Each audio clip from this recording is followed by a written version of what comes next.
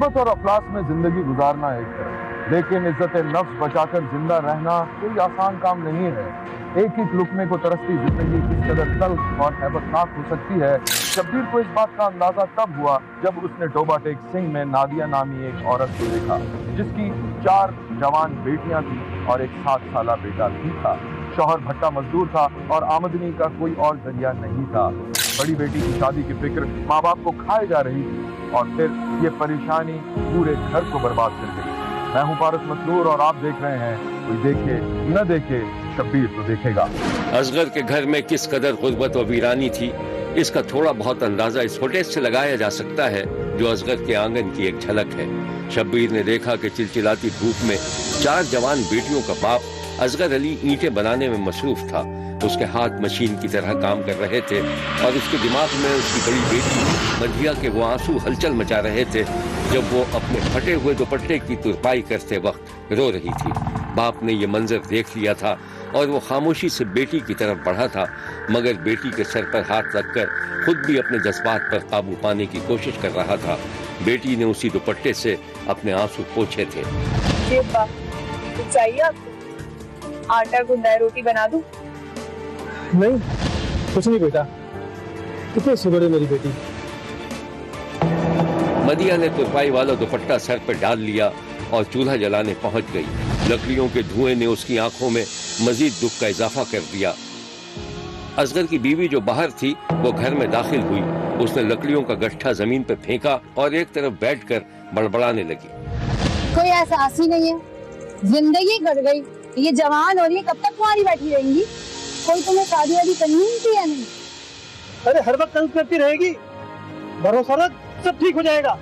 कुछ ठीक नहीं होगा, रहने दो। तुम पूछा तुमने इससे कुछ? किससे? रज़िया से। अरे उसकी मुंह में तो जबान तक नहीं है। हुआ क्या? जबान नहीं है, 10 भर की जबान है उसकी। तुम्हारे सामने बूंदी बूंदी रहती है। अरे कुछ बताएगी या बड़बड़ाती रहेगी तू? इस दौरान चूल्हे के सामने बैठी मदिया के चेहरे पर झुंझुलाहट और गुस्से के तासुरात उभरते रहे।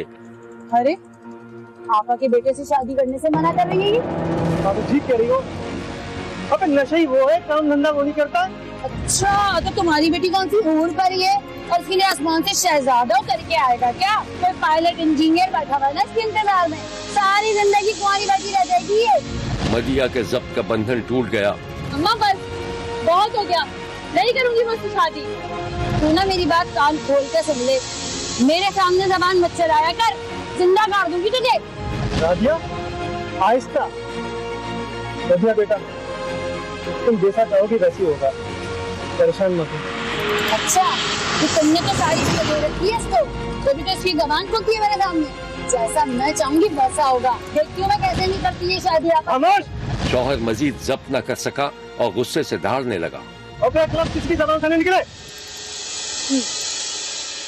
बीवी ने कुछ बोलना चाहा, लेकिन शौहर के तेवर देखकर खामोश हो गई। 18 साला मदिया की शादी पर मियाँ बीवी में न सिर्फ शदीद इख्तिलाफात हुए बल्कि घर का सुकून भी बर्बाद हो गया।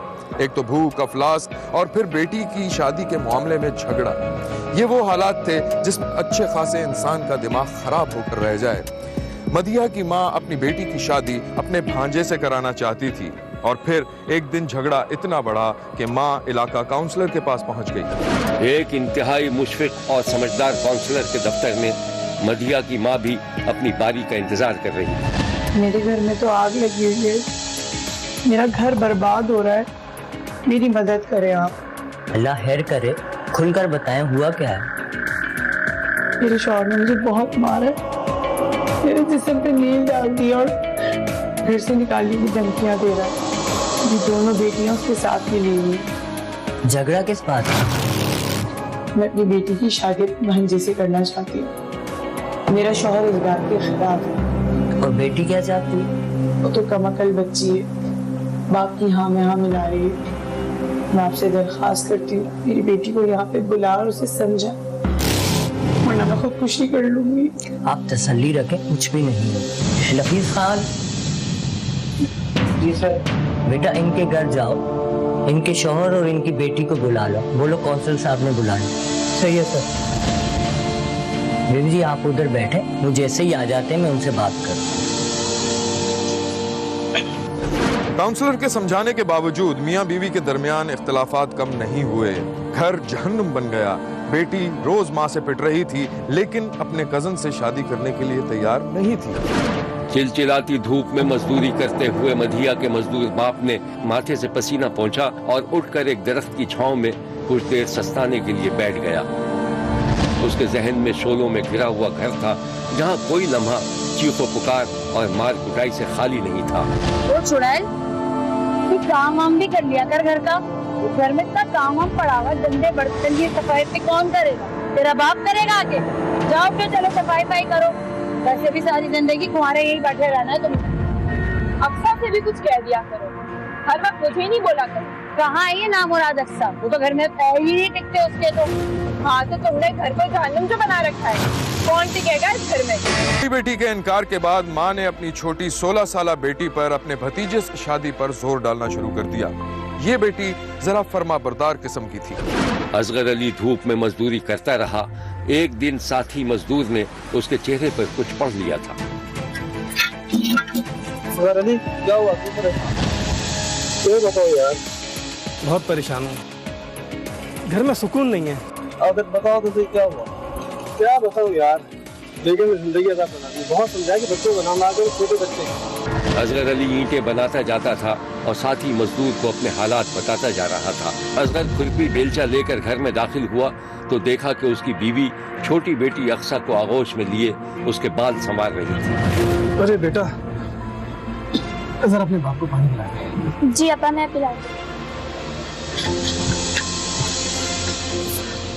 सेठ ने पैसे दिए थे, ये रख लो। घर का सौदा लेना, आटा तो खत्म हो गया होगा ना। एक काम करो, पैसे तुम ही रखो और तुम ही ले आओ। ये ले अपा पानी। शाबाश, जीत रे बेटा।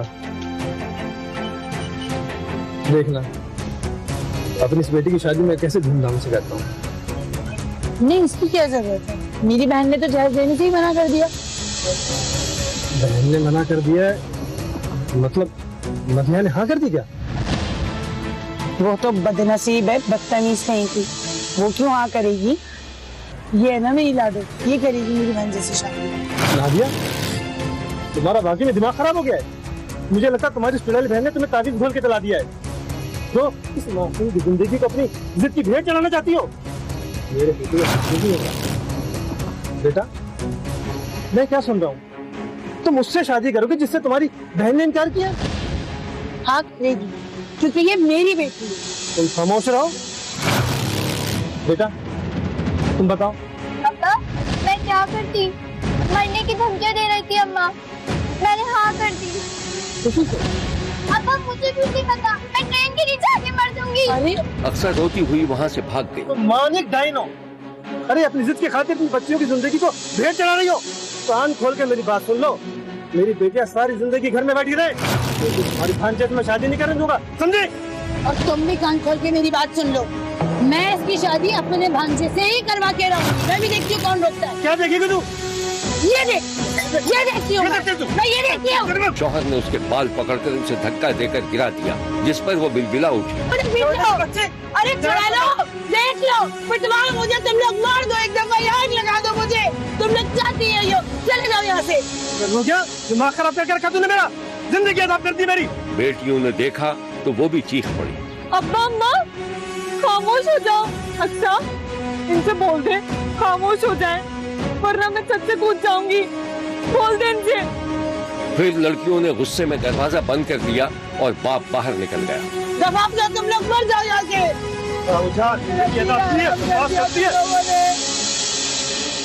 अल्लाह ही पूछे तुम लोगों को। 4 बेटियों और 1 बेटे का मजदूर बाप अपने रोज रोज के घरेलू झगड़ों से तंग आ चुका था। घर में सब एक दूसरे से अजनबी हो गए थे। माँ बिल्कुल ही खामोश हो गई थी। अगर कोई बात करने की कोशिश करता तो वो उसे काटने को दौड़ती। आंगन में चूल्हा जल रहा था। 17 साला अक्सा चूल्हे में लकड़ियों को आगे पीछे कर रही थी। चूल्हे पर पतीली चढ़ी हुई थी। बाप कमरे से निकलकर आंगन में आया। उसने खामोशी से हालात का जायजा लिया। अरे बेटा, वो तेरी माँ कहाँ गई है? जी अब्बू, शायद वो ऊपर लेने गई है। अच्छा, चाय बन रही है क्या? जी अब्बू, बस बन गई। बेटा, उससे कितनी बार बोला चूल्हे के पास मत बैठा कर, देख सारा रंग तेरा सीधा हो गया। अरे क्या कर रही है, सारी पतीली जला दी। चलो चाह कप धोकर लेकर आ, कपत बना लूंगी। जाओ यहाँ से।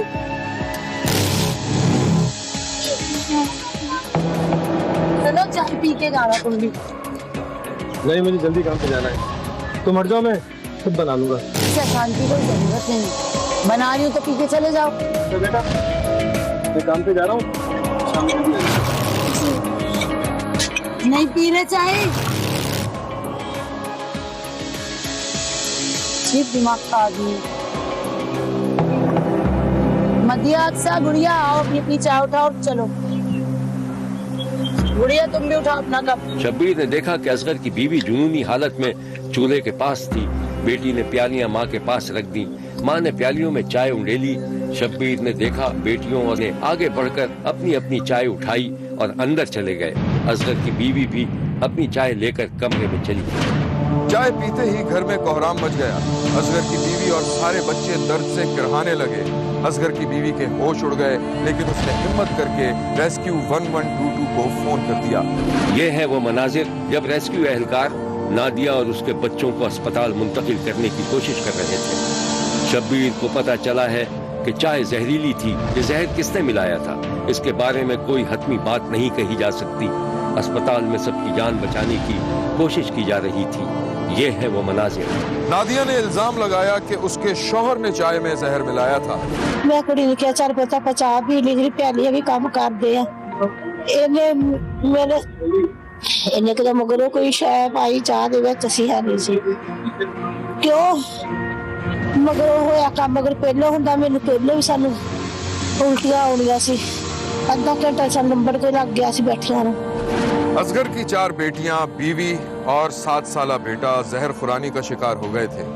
और फिर शब्बीर को यह अंदोहना खबर मिली कि बाप के अलावा पूरा घराना ही मौत के मुंह में चला गया। पुलिस ने नादिया के नजायज बयान की बुनियाद पर उसके शौहर को गिरफ्तार कर लिया था। चाय में जहर किसने मिलाया था, इसके बारे में पुलिस ने जो कुछ तहकीकात की थी वो ये है। एक फैमिली है, उसमें से 5 अफराद जो हैं उनको जहर दी गई है। हमने फिलफोर इस वाक़े पर रिपोर्ट किया। हमने जो भी हमारे जो अफेक्टेड बंदे हैं उनको हमने पहुंचाया है अस्पताल, और हम उनकी केयर कर रहे हैं ताकि उनको इलाज दे सकें। उनमें से हम जो 3 बंदे हैं उनकी डेथ हो चुकी है उस फैमिली के, और बाकी जो है वो ज़ेरे इलाज है। और डॉक्टर्स कोशिश कर रहे हैं कि इनको जो है इनका बेहतर से बेहतरीन इलाज जो है वो किया जाए। और उसके साथ साथ जो है हम इन्वेस्टिगेट कर रहे हैं, हमारी पूरी टीम लगी हुई है। हमारे जो है वो एसपी साहब और बाकी जो हमारी टीम है वो सारी मौका पर गई है।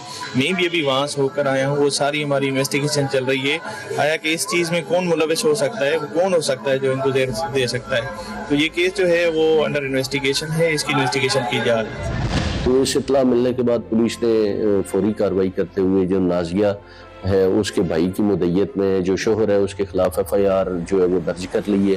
और जितनी इनमें से 6 में से 5 लोगों की अब तक डेथ हो चुकी है और 5 डेड बॉडीज का जो है वो पोस्टमार्टम कराया गया है। अब हम पोस्टमार्टम रिपोर्ट का वेट कर रहे हैं। शब्बीर ने इस अंदोहनाक वाक़े पर शदीद तरीन दुख का इजहार किया है। गुर्बत और अफलास एक पूरे घराने को खा गई। बच्चे अपने ख्वाबों समेत हजारों मन मट्टी के नीचे दफन कर दिए गए। जिसने सुना और देखा काफी अफसोस मलने लगा और जिंदगी दोबारा भूल भुलैयों में खो गई। देखते रहिए, क्योंकि कोई देखे न देखे, शब्बीर तो देखेगा।